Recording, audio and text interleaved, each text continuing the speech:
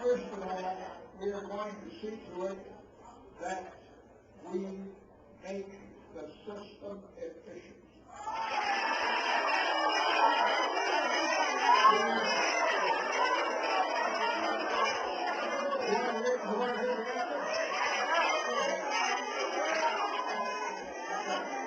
First of all, under the plan, they will go to the best modern, technologically advanced information technology.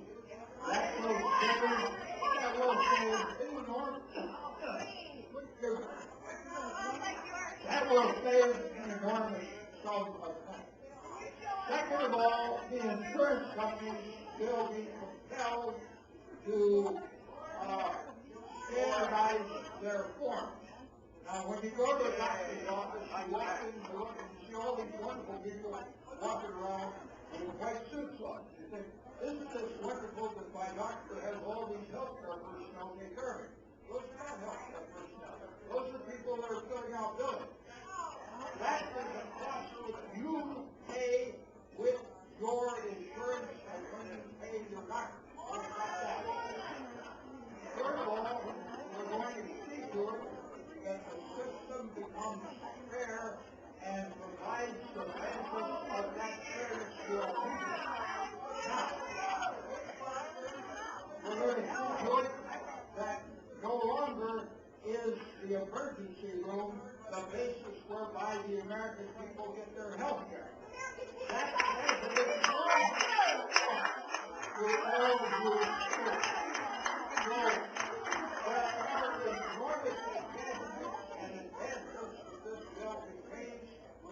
available to reduce the cost.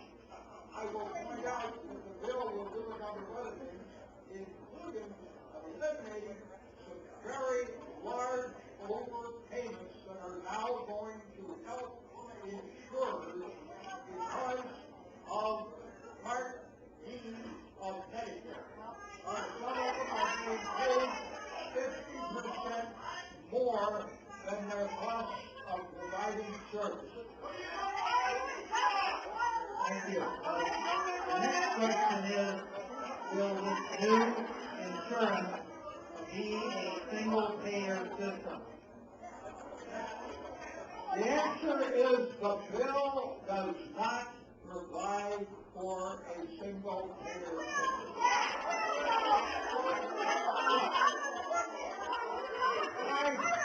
I will make it very clear. I said a single-payer system. Take my word that this is not going to give us a single-payer system. Now, let me hit into something more. It is going to give you your choice of a large number of private offerings of health insurance. Those offerings are going to have to meet standards of adequacy so that they will see that you are treated fairly by your insurance company and so that you will know that you are being dealt with truthfully and no more will the insurance companies use the kind of fine print that denies so many people the health insurance or the benefits of their health insurance which they need. Now let us talk that we need to have before. That you cannot control the cost of health insurance. I have investigated them on many occasions, and I have found that they would high-pressure people in the I found in one investigation that they had taken a particular gentleman of some advanced years, and they sold him 37 policies from the same company. Each one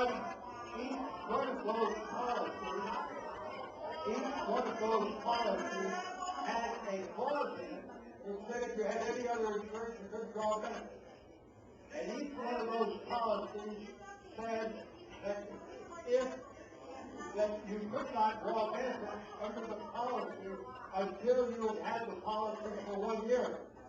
This poor guy was paid for 37 insurance policies that weren't doing him any good at all. We will bring that money to a halt. All right, the next question is, how will H.R. 3200 help our U.S. auto companies compete?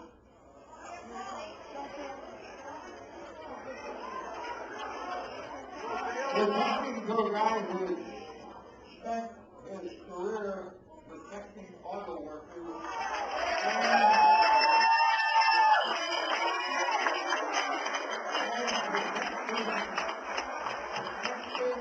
your job here in the Michigan area, which are so heavily dependent on auto. If you look at what has happened to the auto industry and what has happened to the steel industry, you will find that they have been driven into bankruptcy in large part because this bill will help the major oil companies to compete worldwide by eliminating some of the terrible costs which they confront. If you will stick your head out the window and look at those cars out there in the lot, and the good American-made cars, you will find that there is $750 worth of steel in those cars. You will find that there is $1,600 worth of health care in those cars. No other nation faces those kinds of costs for their manufacturing efforts, and we are going to bring that to a halt. This next question is really a two-part question, and the first is, will we be able to keep our private health care insurance that we have? And then the second is that insurance going to be taxed to pay for this bill?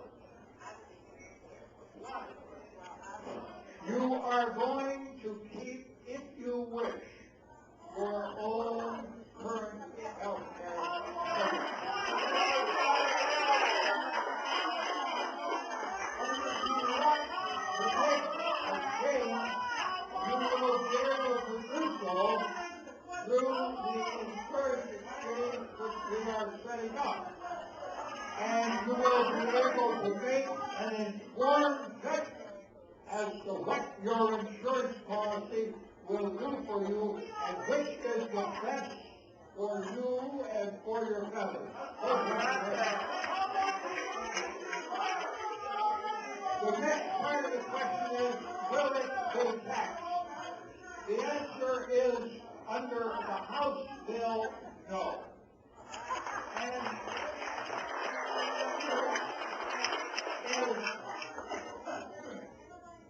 And some in the Senate on the Republican side are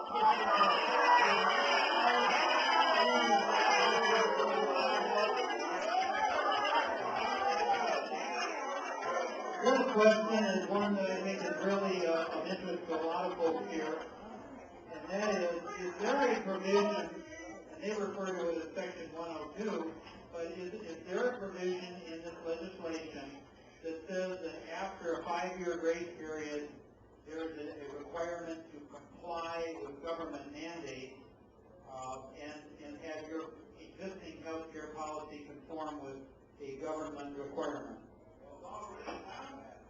That is one of the important things about this bill, and that is you're going to know that your health insurance policy is going to meet certain sensible standards to protect you.